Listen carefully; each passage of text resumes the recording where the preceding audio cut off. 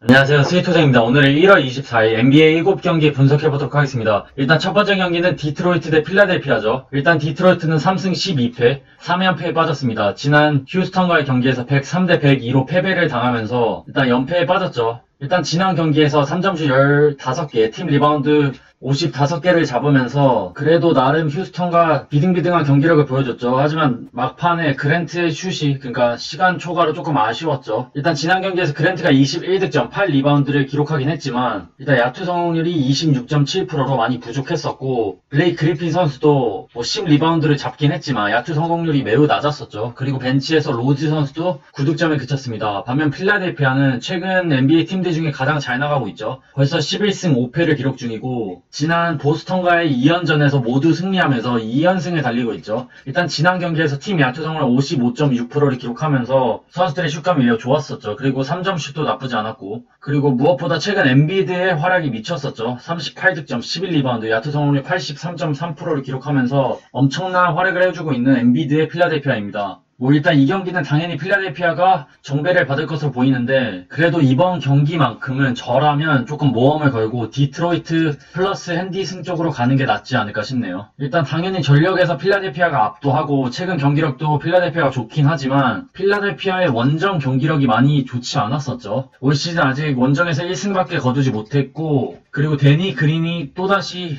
슛감이 흔들리고 있죠. 그래서 사실 해리스와 엠비드 이 둘의 야투 성공률이 지난 경기만큼 당연히 안 나올 것으로 보이고 그리고 무엇보다 두 팀 모두 백투백인데 사실 출전 시간 조절에는 그래도 지난 경기에서 디트로이트 선수들이 조금 20분대를 많이 소화하면서 출전 시간에 더 성공했었죠. 그리고 해리스 같은 경우는 일단 40분 이상을 뛰었기 때문에 체력적으로 조금 부담스러운 필라델피아입니다. 그래서 저라면 일단 일반 승패는 패스하는 걸로 하고 핸디승은 디트로이트에 가는 게 낫지 않을까 싶네요. 그 다음 경기는 미네소타 대 뉴올리언즈입니다. 일단 미네소타는 3승 11패 그리고 여기 오타가 있는데 승승승승이 아니고 패패패패죠. 일단 미네소타는 지난 애틀란타와의 경기에서 116대 98로 패배를 당했습니다. 일단 레이드 선수가 10득점, 비즐리가 17득점을 올려주긴 했지만 디안젤로 러셀이 9득점, 야투 성공률 22.2%로 심각하게 부진했고 리키 루비오 선수도 4득점에 그쳤었죠. 일단 미네소타는 칼 앤서니 타운즈가 코로나 이슈로 인해서 빠졌는데 사실 미네소타는 칼 앤서니 타운즈가 빠지면 답이 없는 팀이죠.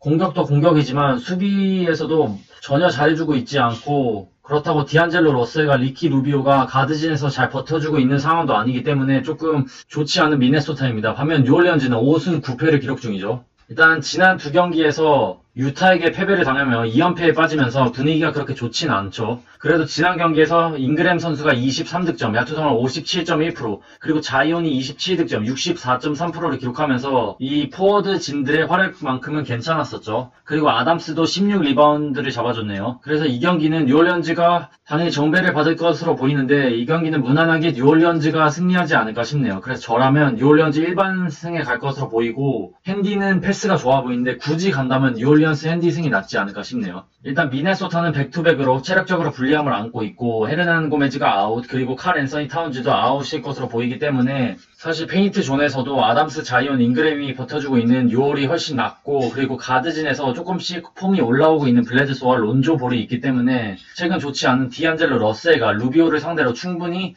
잘해주지 않을까 싶네요. 그리고 벤치에서는 JJ 레딕이 슛감이 그렇게 쓰레기가 아니기 때문에 뉴올리언스가 일반승은 가져가지 않을까 싶네요.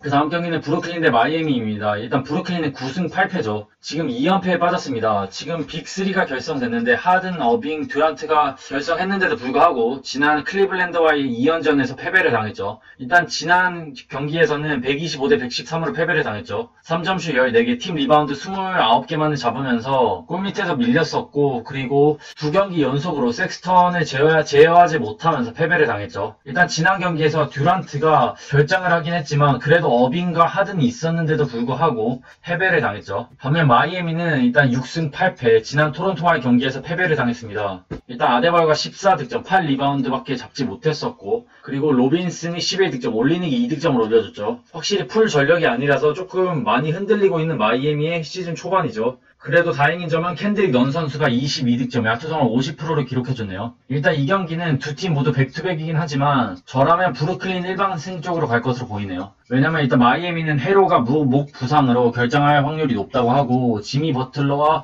다른 주축 선수들이 빠질 것으로 보여서 브루클린의 전력이 낮다고 보고, 그리고 지난 경기에서 나오지 않았던 듀란트 선수가 이번 경기에서 나오지 않을까 싶네요. 그래서 확실히 어빙, 하든, 듀란트, 사실 하든과 어빙만 보면 그렇게 팀워크가 좋아 보이진 않네요. 이 둘 선수만 보면. 그렇지만 듀란트가 들어온다면 확실히 팀 분위기가 살고 공격 옵션도 다양하고 1대1 능력이 뛰어난 선수들이 많기 때문에 브루클린이 일반승을 가져갈 것으로 보이고, 핸디도 굳이 간다면 브루클린 승이 낫지 않을까 싶네요. 그 다음 경기는 시카고 대 LA 레이커스입니다. 일단 시카고는 7승 8패 3연승을 달리고 있습니다. 지난 샬럿과의 경기에서 123대 110으로 승리를 거뒀습니다. 일단 최근 시카고가 경기력이 나쁘지 않죠. 일단 잭 라빈 선수의 활약이 미쳤습니다. 지난 경기에서도 25득점, 야투성을 66.7%를 기록했고 마카넨이 23득점, 58.8%를 기록했죠. 그리고 코비 화이트도 18득점을 올려줬죠. 그러니까 이 3인방 마카넨, 잭 라빈, 코비 화이트가 잘해주면서 지금 시카고가 3연승을 달리고 있죠. 반면 레이커스는 12승 4패, 지난 미러키와의 경기에서 113대 106으로 승리를 거뒀습니다. 강호 미러키를 잡으면서 조금 자신감이 올라온 상황인데, 일단 지난 경기에서 르브론이 34득점, 야투성을 52%를 기록했죠.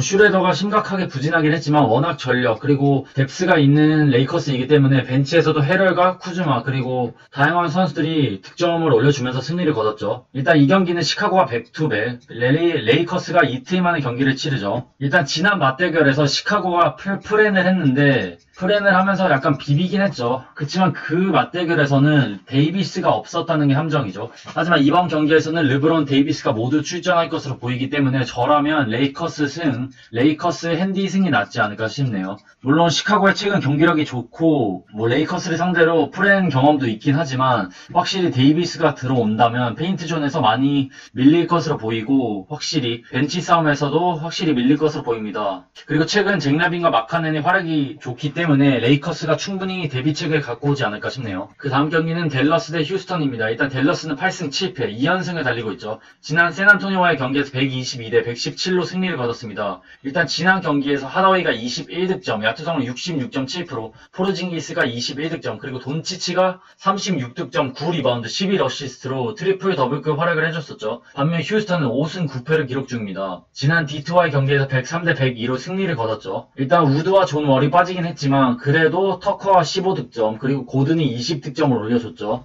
이 경기는 당연히 정배를 받은 팀이 댈러스인데 최근 경기력에서도 댈러스가 우세하긴 하지만 저는 조금 위험하다고 보네요, 이 경기는. 그래서 저라면 휴스턴 플러스 핸디승 쪽으로 갈 것으로 보입니다. 왜냐면 일단 댈러스는 이번 경기까지 해서 5경기를 본다면 이 5경기 중에 2번이나 백투백이 있었죠. 그러니까 이번 경기까지 하면 총 2번의 백투백으로 4번의 경기가 조금 부담스러운 상황이었는데 반면 휴스턴은 5경기를 본 다음에 백투백이 아예 없었죠. 그래서 조금 체력적으로 많이 댈러스가 조금 부담스러운 상황일 것으로 보입니다. 그리고 최근 리차드슨, 핀니 스미스, 클레버 그리고 파웰까지 없는 상황이기 때문에 사실 포르징기스, 돈치치, 하더웨이 이 3인방 중에 한 명이라도 부진한다면 충분히 휴스턴이 비빌 수 있다고 봅니다. 물론 우드와 존 월이 없는 게 크긴 하지만 그래도 고든, 터커가 이 휴스턴에 오래 있었던 선수들이 잘해주고 있고 커즌스도 골밑에서는 야투 성공률이 쓰레기이긴 했지만 그래도 이번 경기에서 조금씩 끌어올리면서 핸디승은 가져가지 않을까 싶네요, 휴스턴이. 그 다음 경기는 피닉스 대 덴버입니다. 일단 피닉스는 8승 6패, 패패 승패로 오가고 있습니다. 반면 덴버는 8승 7패, 2연승을 달리고 있죠. 일단 두 팀은 백투백으로 연달아 맞는 상황이죠. 맞붙는 상황이죠. 일단 지난 맞대결에서 덴버가 승리하긴 했지만 엄청난 박빙이었죠. 두 팀 모두 팀 야투 성공률 50% 이상을 기록할 정도로 선수들의 슛감이 괜찮았죠. 하지만 일단 덴버는 요키치 선수가 매우 잘해줬죠. 31득점, 10리바운드를 잡아주면서 엄청난 더블더블을 기록해줬고 반면 피닉스도 센터 에이튼이 21득점, 13리바운드를 잡아줬었죠. 그리고 무엇보다 부커 선수가 31득점을 올려줬네요. 일단 이 경기는 조금 위험한데 일단 이 경기의 포인트는 부커 선수의 출전 여부라고 봅니다. 지난 경기에서 31득점, 야투성을 52.4%를 기록하면서 부커의 컨디션이 매우 좋았었는데 일단 막판에 부커가 부상을 당했죠. 아마 감독 말로는 허벅지, 햄스트링 쪽이라고 하는데 만약에 햄스트링 쪽이라면 이번 경기에서 나오지 않을 확률도 조금 있다고 보고 출전 시간의 조절도 있을 수 있다고 봅니다. 그래서 이 경기가 조금 위험한데 사실 부커가 나오지 않는다면 덴버 쪽으로 가는 게 맞는데 지난 경기에서 덴버는 3점슛 6개만을 성공시키면서 외곽이 그렇게 좋진 않았었죠. 그리고 리바운드 싸움에서도 피닉스에게 밀렸었기 때문에 이 경기가 어려운 이유인데 저라면 피닉스 승이 낫지 않을까 싶네요. 일단 피닉스는 올 시즌 매우 잘해주고 있죠. 일단 아직까지 연패가 없다는 게 가장 지켜봐야 할 점이라고 보는데 사실 피닉스가 패배를 하면 그 다음 경기는 곧바로 정신을 차리는 경우가 많았고 그리고 지난 경기에서 선수들의 슛감 자체는 나쁘지 않았었기 때문에 피닉스가 덴버를 상대로 똑같이 2연패를 당하진 않을 것으로 보입니다. 다만 부커가 빠지면 조금 불안한 면이 있어서 패스가 답이긴 한데 굳이 간다면 피닉스 승이 낫지 않을까 싶네요. 조금 모험을 걸고. 그 다음 경기는 유타 대 골든스테이트입니다. 일단 유타는 11승 4패로 연승을 달리고 있고 이 골든스테이트는 8승 7패로 패승승패로 오가고 있습니다. 일단 유타는 뉴올리언스에게 129대 118로 승리를 거뒀죠. 일단 보그다노비치가 16득점, 오닐이 5득점, 그리고 고베어가 12득점, 11리바운드를 더블더블을 기록해줬는데 무엇보다 미첼 선수가 36득점을 올려줬었죠. 반면 골든스테이트는 뉴욕 닉스에게 119대 104로 패배를 당했습니다. 일단 위긴스가 17득점, 와이즈맨이 15득점, 그리고 커리가 30득점을 올려줬네요. 하지만 3점슛 9개, 팀 리바운드 46개를 잡으면서 일단 외곽이 터지지 않으면 사실 골든스테이트는 조금 답이 없는 팀이죠. 일단 이 경기는 두 팀 모두 이틀 만에 경기를 치르는 상황이지만 이 경기는 일반 승패는 유타가 낫지 않을까 싶네요. 일단 최근 고베어의 공격 효율이 그렇게 나쁘지 않고 그리고 미첼과 콘리 이 두 명의 가드진들이 매우 잘해주고 있기 때문에 사실 오브레가 터져주지 않는다면 커리 혼자서 조금 어려움이 많을 것으로 보이고 위긴스도 터져줘야 하고요. 그리고 벤치에서는 확실히 유타가 잉글스와 클락슨이 있기 때문에 조금 유리하다고 봅니다. 다만 골든스테이트의 최근 경기력, 물론 지난 뉴욕 닉스전에서 패배하긴 했지만 LA 레이커스와 그리고 샌안토니오를 잡을 때만 해도 골든스테이트의 경기력이 나쁘지 않았었죠. 공수 모두 나쁘지 않았었고 그래서 충분히 유타를 상대로 비비지 않을까 싶네요. 그래서 저라면 핸디는 플러스 골든스테이트 핸디 승 쪽으로 가는 게 낫지 않을까 싶네요. 그럼 1월 24일 NBA 7경기 분석해봤습니다. 시청해주셔서 감사합니다. 건승 렛츠고!